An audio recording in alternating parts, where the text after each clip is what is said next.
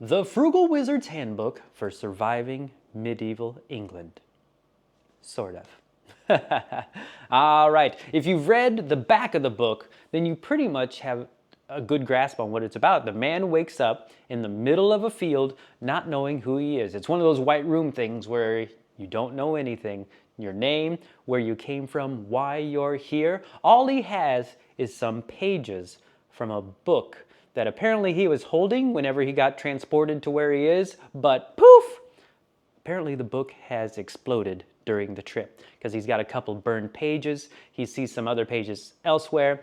And so for the beginning part of the book, he's kind of figuring out, why am I here? What's going on? And reading the pages of this book, he can start to piece it together and be like, okay, he can see what this is that he's doing, but he still doesn't know his past, why he's here. And he definitely doesn't know why it is that people he recognizes are also here and they're after him.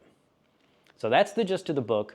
It's hard to talk about this one without spoiling anything because we do find out, I feel like, pretty quickly what's going on. As he progresses, obviously he fills in blanks of who he is, his name for one, but his past. But he is kind of figuring it out. It's one of those things where he's like, okay, well, I can do this, so maybe this means I was a this. Or I know this word or phrase or these scientific terms, so maybe I was this. Why is my instinct to do this, to blah, blah, blah, maybe that means I was this kind of person or this occupation where I came from. So there's a lot of that at the beginning. And it kind of twists and turns and leads you to believe he's one thing, leads you to believe he's another thing before finally settling on what he is. And really what this story turns into, he's got these people chasing him. And he's got to stop them. They're not good people. He's got to stop them. But along the way, finding out more about who he is, it's really a story about becoming the person he wants to be. We learn stuff about his life, about how he's a little disappointed with how things have gone. Some he feels like are his fault or know that it's his fault, and other things he feels, maybe the world was a little unlucky to him. But he knows he's made some bad decisions or at least not done things the way he should have. So he's going to use this experience to change that, to prove to himself that, yes, I'm not a piece of dirt. I am this, this, and this, and I'm going to prove to myself and the other people who are here chasing after me that I'm not who they think I am.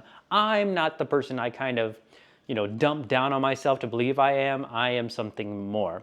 So there's that story of personal growth going through there, as well as the actual stuff going on here in this time period. If you've been following along, you know that this is the third of the Secret Project books that I have read, and I would rank this beneath Tress. I would put Tress at number 1, this one number 2, and Yumi and the Nightmare Painter number 3.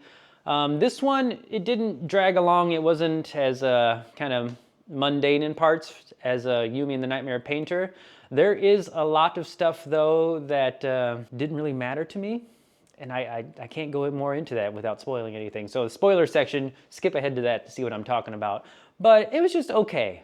It was an all right book. Like I said, not as good as Tress, but it was all right. If you've been really enjoying the Secret Project books and kind of what they're all about, then you're probably going to like this one.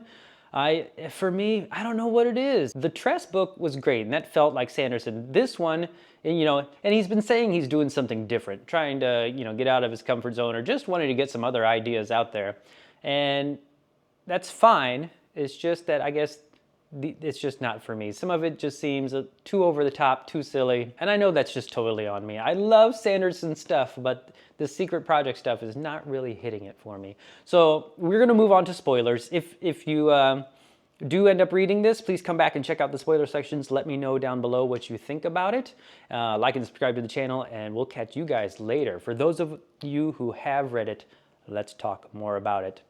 So the parts I was talking about that just didn't really hit it with me was all the pages from the Wizard's Handbook. All the goofy, silly stuff about talking bananas and all the different kinds. Like, if you want this world, you want this kind of game, you can play games within all these dimensions. And it was just like, to me, that wasn't adding anything to the story. Because we never get anything, outside of his history, we never get anything about this product. We never get scenes with people in the real world, talking about things, doing anything. So when you start talking about this wizard company that's, handing out all this stuff, giving these vacation or experience packages, I mean, it just seems kind of like, okay, I mean, we're not dealing with anything out there, so it doesn't really matter. It gives you more, I guess, world building or what's out there, but to this story and what's going on with these people and the problems, it doesn't matter. And I feel it's just one of those inserts that some people will enjoy. And it's like, oh, okay, that's kind of funny. And it was for a while, but some of these I just started kind of like skimming through. It was like, okay. Because some of them are like a few pages long, and it's just like, oh, okay. And then footnote, and it's like silliness. And I was like, let's just get back to the story. So yeah, there was kind of that. Like I said, I do like the personal story with Johnny and, his growth and finally feeling like, all right, I'm done running away. I'm done being the fall guy. I'm going to stand up for myself, even if it kills me. I'm going to show these people I'm not who I am.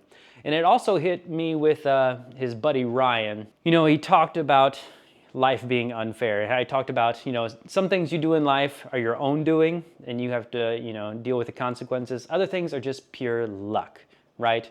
The family you're born into, the people you bump into, the people you decide to strike up a conversation with, and then pretty soon, you're working at a Fortune 500 company making $1 million every year. And that's what he's like with Ryan. It's like, you got invited to the party, you met this specific person, that's how you got put in their department, and what happened to me? He's like, that's called networking. Lucky networking. And I can kind of relate to that. You go through periods of life, you feel like you look at other people and you're like, how come this always happens for them? Why can't I have someone bump into me? Or why can't I see this thing and jump on that opportunity? I also could relate with him about mistakes. And you're thinking, he's like, man, if I hadn't done that, or if I just stuck with that, maybe things have gone differently. Even with, he's talking about him failing at things, or really not being able to find out, your purpose. What is it that I love, what I love to do? Why can they love history, they love science, they love music? Where's the thing I love? Why can't I find what it is that I want to do? And I can totally understand that. I bet a lot of people can too. People get, it's interesting these days, people in like their 50s and 60s and totally change careers or change their path in life. So, you can kind of understand how you can just wander through life not knowing what you're supposed to do. But anywho, we get to the end.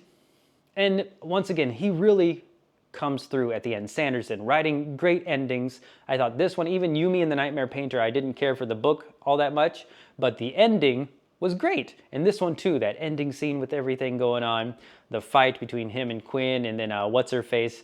I can never remember her name. Was it Sarah Wynn or Farah? Some weird long name. Out there in the middle, doing the stuff with the ruins. It was great. He's great with action all over the place and keeping it all straight with the reader. So that was awesome. But yeah, I'm not going to drag on about this. Like I said, it was okay. Out of the 3 I've read, it's number 2. I'm going to immediately jump into The Sunlit Man and the last one of these secret projects, which have not gone so well for me. Tress was all right, and these other 2 have just gone like, eh. So I'm hoping The Sunlit Man will be better. Which will come out the week after this review, so stay tuned for that. Thank you guys so much for watching. Let me know what you thought about this book, what you thought about the whole Secret Project series, and I will catch you next time. Bye.